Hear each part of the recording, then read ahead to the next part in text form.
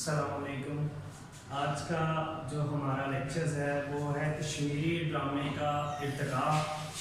تو اس کے حوالے سے جو ہے ہم بات کریں گے کہ کشمیری ڈرامہ کس طرح کشمیر کے اندر پروان چڑھا، کیسے منظر عام پر آیا اور کس طرح پھر یہ اپنے مراحل سے گزرتا ہوا موجودہ آج بھی کشمیر کے اندر جو ہے وہ اس کا ایک مقام جو ہے موجود ہے۔ تو سب سے پہلے جو چیز ہے ڈرامے کی تعریف، کہ ڈرامہ ہے کیا؟ تو ڈرامے کی تعریف زندگی کے روزانہ کے معمول کو حقیقی شکل دینا ڈرامہ کہلاتا ہے۔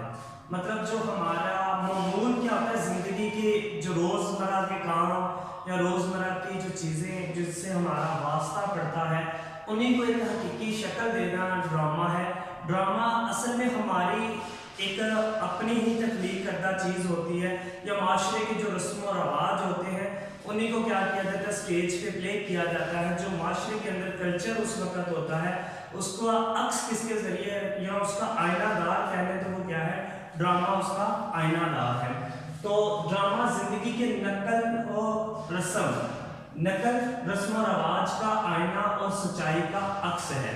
مطلب دوسری چیز اس کی تعریف جو ہے وہ ڈرامہ زندگی کی نقل رسم و رواج کا آئینہ اور سچائی کا عکس ہے، کہ مطلب وہ معاشرے کے اندر جو چیزیں رونما ہوتی ہیں وہی سچائی ہوتی ہے، اس کو کیا ہم ایک ڈرامے کی شکل دے کر کیا کرتے ہیں، لوگوں کے سامنے پیش کیا جاتا ہے۔ اس کے بعد نمبر 3 پہ ڈرامہ ایک ایسا آئینہ ہے جس میں فطرت منقسم ہوتی ہے، کہ مطلب فطرت کی جھلک جو قدرتی طور پر زندگی ہے اس کے اندر وہ دکھایا جاتا ہے۔ اب ڈرامے کا پس منظر کی جہاں سے ڈرامہ کی ابتدا ہوئی اور کیسے ڈرامہ پھر آگے پھلتا پھولتا رہا۔ ہندوستان میں ڈرامے کا وجود ناٹک کی صورت میں زمانہ قدیم سے موجود تھا۔ اب دیکھیں یہاں پہ زمانہ قدیم، پرانے وقتوں سے ہی ڈرامے کا وجود کیا تھا، وہ موجود تھا ہندوستان کے اندر۔ ممبئی میں 13ویں صدی عیسوی کے دوران غیر ملکی تاجروں نے مسیحی تبلیغ کی غرض سے انگریزی اور دکن اردو میں پسند کے کھیل سٹیج کروائے۔ مطلب یہ پہلا سٹیج یعنی پروگرام یا ڈرامہ تھا جو انہوں نے انگریزی کے فروغ میں مسیحی تبلیغ، مطلب جو عیسائیت کی تبلیغ کے لیے جو یہاں اس غرض سے آئے، اور بعد میں انہوں نے یہاں پہ 18ویں صدی عیسوی کے اول میں انگریز تاجر نے ممبئی میں پہلا تھیٹر ہال تعمیر کیا گیا۔ یہ پہلا تھیٹر ہال تھا جو کہ یہاں پر کیا کیا گیا، قائم کیا گیا، جس کا مقصد کیا تھا کہ ڈرامے کو باقاعدہ ایک باضابطہ شکل دینے کے لیے 19ویں صدی عیسوی کے دوران مہٹروں اور پارسیوں نے چند ڈارک گیٹ کلب قائم کیے۔ مطلب یہ چند ڈارک کلب جو تھے وہ قائم کیے گئے۔ 1865 میں انگریز حکام نے پارسی روسا کے اشتراک سے گراؤنڈ روڈ پر مبنی تھیٹر کے نام سے ایک ہال تعمیر کروایا، کہ یہ بھی ایک ہال جو تھا اس کے حوالے سے کیا کیا گیا، تعمیر کیا گیا، جہاں صرف انگریزی ڈرامہ سٹیج ہوتے تھے۔ اور 1852 کے آخر میں اس ہال کا نام وکٹوریا تھیٹر رکھا گیا۔ اس کے جملہ انتظامات فارسیوں کے ہاتھ میں آ گئے اور یہی ہال اردو سٹیج کا سنگ بنیاد ثابت ہوا، کہ اسی سے جو ہے وہ اردو ڈرامے کو کیا ہوا، فروغ ملا۔ مطلب کشمیری ڈرامے کی بیس پر کیا ہوا، اردو ڈرامے کا کیا کیا گیا، وہ رکھا گیا۔ اس کے بعد کشمیری ڈرامے کی ابتدا۔ اب کشمیری ڈرامے کی ابتدا جو ہے وہ کیسے، کشمیری ڈرامہ باقاعدہ تو بہت بعد سٹیج ہوئے، مطلب بہت زیادہ بعد جو ایک پوری طرح اس کو کر کے پلان کر کے جو منظر عام پر لایا گیا۔ پہلے جب تھیٹر نہیں تھا تو کچھ لوگ ایک کھلی جگہ جمع ہو جاتے تھے اور ایک ان لوگوں کی خوشی کرنے کے لیے کچھ لوگ سانگ رچا دیتے تھے۔ مطلب اب یہ کہنے کہ اس وقت ایک سرکس کی نمائش یا جو لوگوں کو لطف اندوز کروانے کے لیے یہ طریقہ کیا گیا تھا، منظر عام پر لایا گیا، جسے کشمیر میں بانڈ پاتر کہتے ہیں۔ یہ شاعری اصناف میں بھی جو ہے وہ لوگ گیت کے اندر جو اس میں شامل ہے۔ اس سانگ میں سوز لے اور ڈول کی ضرورت ہوتی تھی۔ اس میں پہلے مذہبی سانگ رچائے جاتے تھے. مطلب جو سانگ اس میں شامل کیا جاتا تھا, جو اس کا موضوع ہوتا تھا وہ کیا ہوتا تھا کہ مذہب کے اوپر, ان کے اوپر کیا کی جاتی تھی, بات کی جاتی تھی. زیادہ تر ان کا جو کریئر یا چیزیں اس کی شامل ہوتی وہ مذہب کے حوالے سے تھی, لیکن بعد میں سے سماجی اصلاح کے لیے یہ پاتر مارز وجود میں آیا. اس پاتر میں جہاں مکمل کو جاری رکھنا ہو وہاں گیت گانا شروع کیا جاتا تھا. کہ مطلب جہاں پر اپنے آپ کو آپ جاری رکھنا چاہتے تھے اپنے کام کو, تو جہاں عمل رک جائے, عمل کو جاری رکھنے کے لیے اور عمل کو روکا جائے, وہاں ایک نیا کردار وجود میں آتا. مطلب جیسے ایک کا سانگ اینڈ کیا ہے, اس کا مصرع یا اس کی بات جب کمپلیٹ ہو جاتی, اس کا کردار مکمل ہو جاتا, تو اسی کے بعد فوراً ہی اگلا کردار کیا ہوتا وہ منظر عام پہ آ جاتا. جیسے کہ ہم اسٹیج ڈرامہ کے اندر دیکھتے ہیں کہ پردے کے ساتھ پیچھے سے کیا ہوتے ہیں, کردار آنا شروع ہوتے ہیں. جس کا کردار مکمل ہوتا ہے وہ وہاں سے پیچھے کے رستے سے کیا ہو جاتا ہے, غائب ہو جاتا ہے, اور وہیں سے ایک نیا کردار کیا ہوتا ہے سامنے آ جاتا ہے, وہ نکلتا ہے اور سامنے آ جاتا ہے. تو یہاں پر بھی کچھ ایسی ہی صورتحال کے جیسے ایک کا ختم تو نیا کردار کیا ہوتا ہے وہ سامنے آ جاتا ہے, وہ پیش ہوتا ہے, جس کو سوتر دھار کہتے ہیں. تو سوتر دھار مطلب اس کو جو ہے وہ کہا جاتا ہے.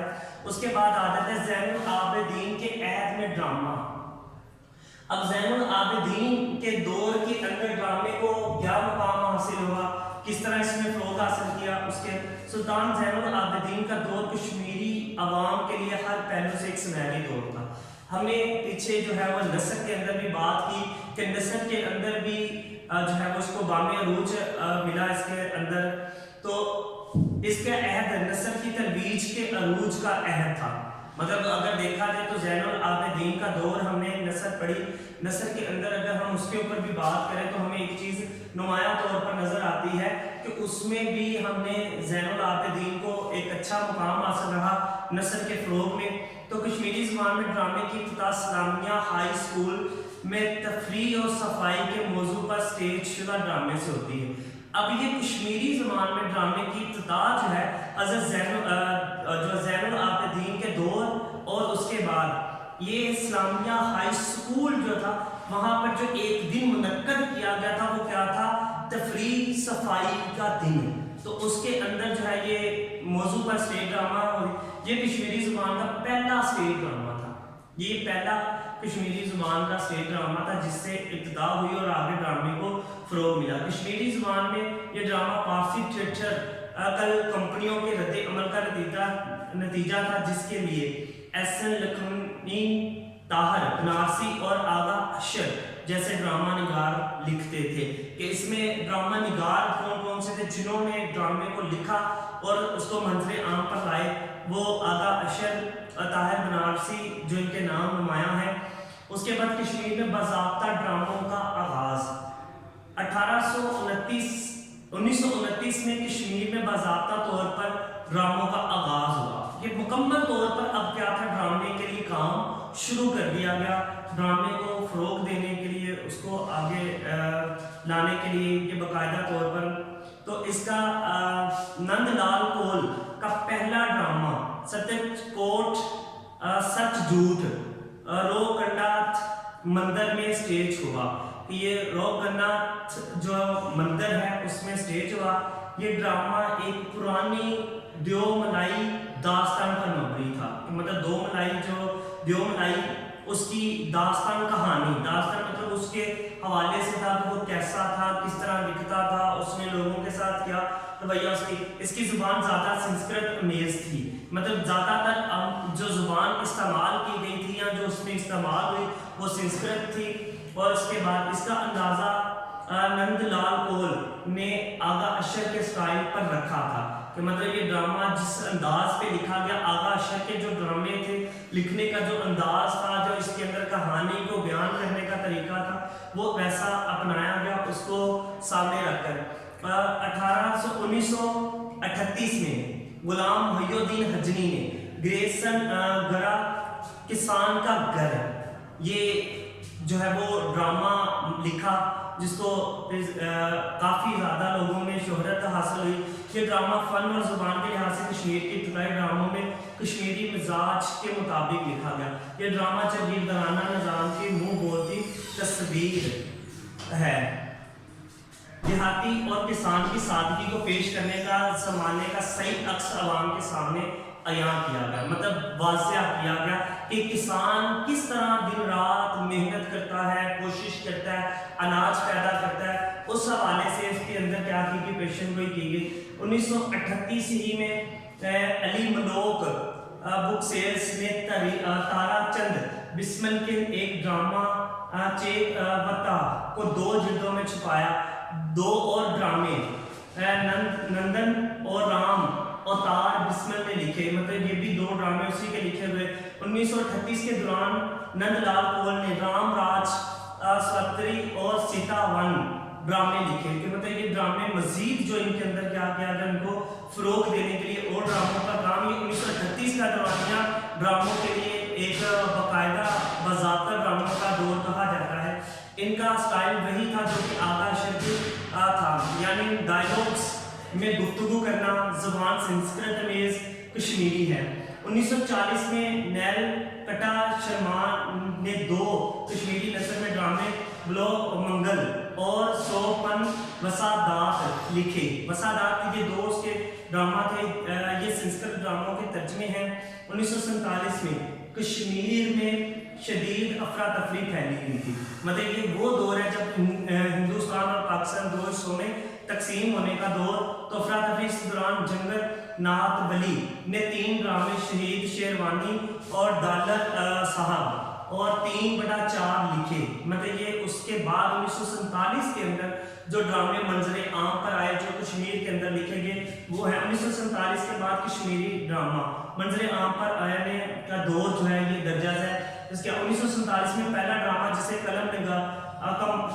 कलमकार प्रेमनाथ परदेसी थे, तो पहला ड्रामा जो 1947 के बाद कश्मीर के अंदर लिखने वाले जो हैं वो कलमकार प्रेमनाथ परदेसी, इन्होंने पहला ड्रामा जो लिखा मकबूल शेरवानी के नाम से हिंदुओं ने रचाया।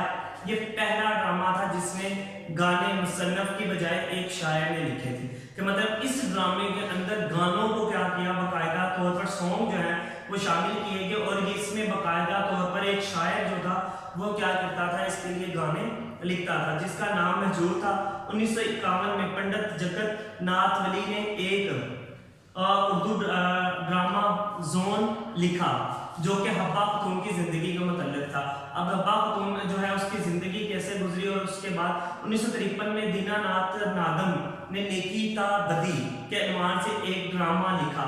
ये मज़मून Kashmiri drama Hindu high school के लड़कों ने पेश किया, और इसको पेश करने वाले जो अदाकार थे वो एक तालिब इल्म थे जिन्होंने अपनी तालीम के दौरान इसके किरदार को निभाया हाई स्कूल के अंदर। ये एक अलामती ड्रामा था कि जिसमें अलामतें ज़ाहिर की गई। इसका मौजू खलूस और मोहब्बत था, और 1953 में मीन कामिल ने हब्बा खतून के अनवान से एक ड्रामा लिखा।